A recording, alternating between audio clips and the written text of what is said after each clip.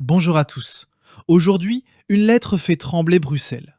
Bart de Wever, Premier ministre belge, s'oppose frontalement à Ursula von der Leyen et accuse la Commission européenne de mettre en danger l'avenir de l'Europe.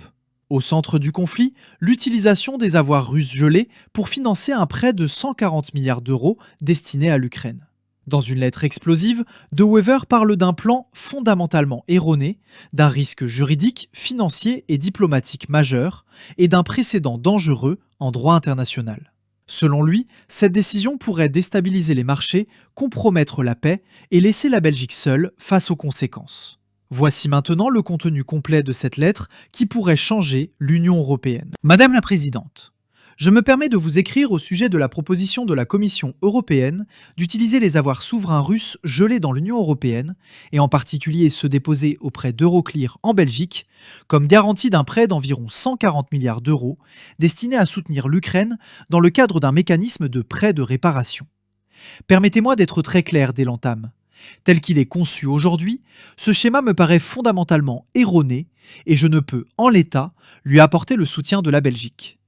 Un précédent dangereux en droit international.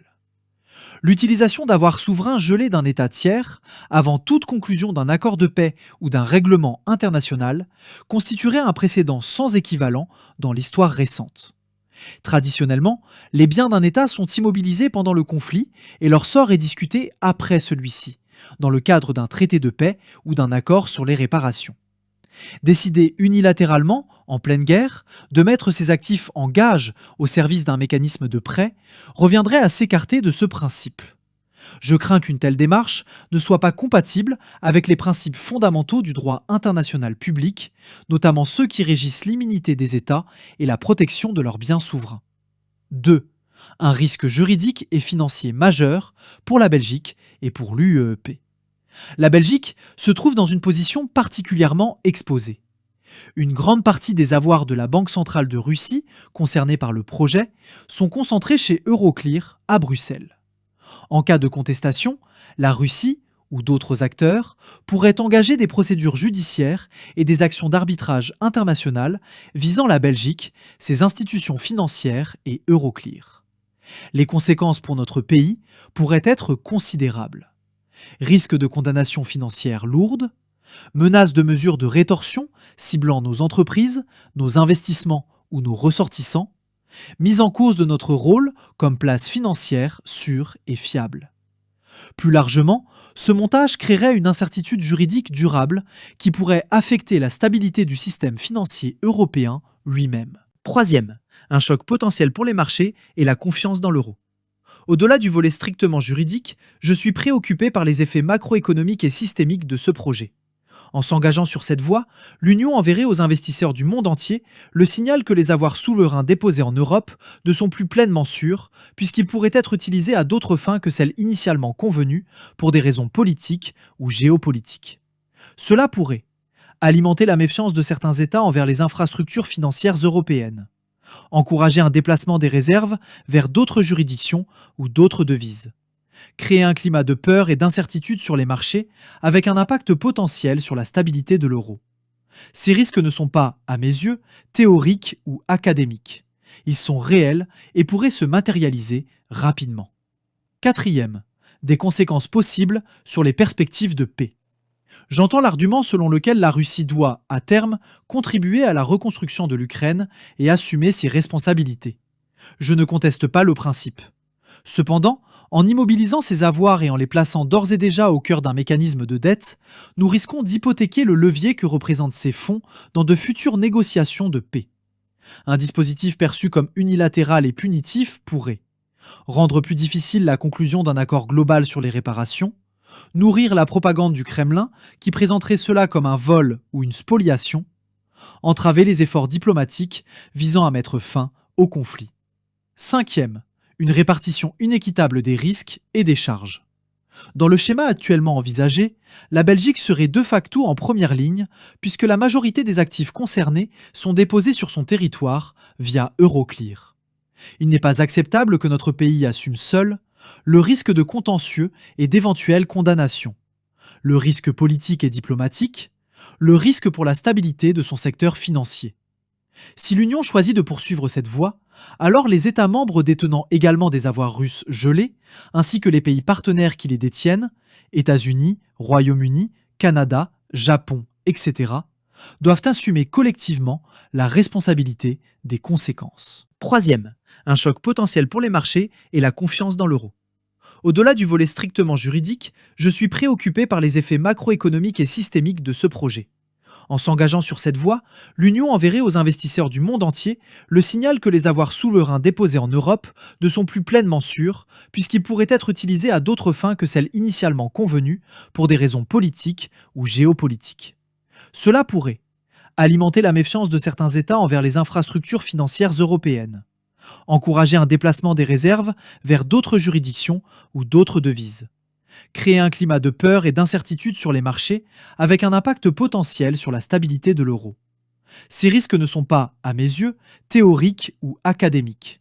Ils sont réels et pourraient se matérialiser rapidement. Quatrième, des conséquences possibles sur les perspectives de paix.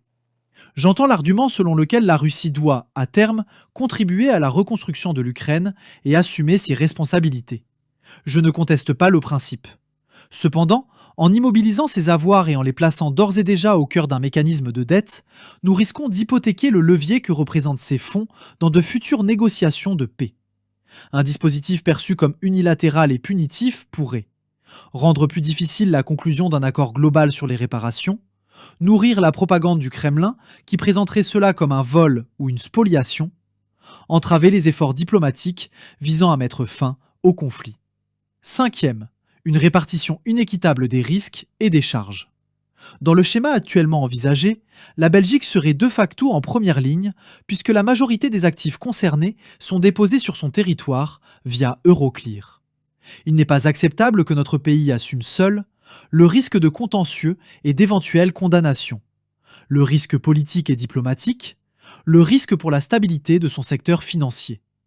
Si l'Union choisit de poursuivre cette voie, alors les États membres détenant également des avoirs russes gelés, ainsi que les pays partenaires qui les détiennent, États-Unis, Royaume-Uni, Canada, Japon, etc., doivent assumer collectivement la responsabilité des conséquences. 6. Conditions minimales pour envisager un soutien. Bien que je sois profondément sceptique à l'égard de ce dispositif, je n'exclus pas qu'un soutien financier accru à l'Ukraine soit nécessaire. Si l'Union européenne persiste dans cette direction, je considère toutefois que les conditions suivantes sont indispensables. Un fondement juridique incontestable, validé par des avis d'experts indépendants et rendu public, démontrant la compatibilité du mécanisme avec le droit international et le droit européen. La mise en place de garanties intégrales, inconditionnelles, irrévocables, immédiates, conjointes et solidaires de la part de tous les États membres participants, couvrant le capital engagé, les intérêts, les coûts de défense juridique, les amendes potentielles, les dommages et intérêts éventuels.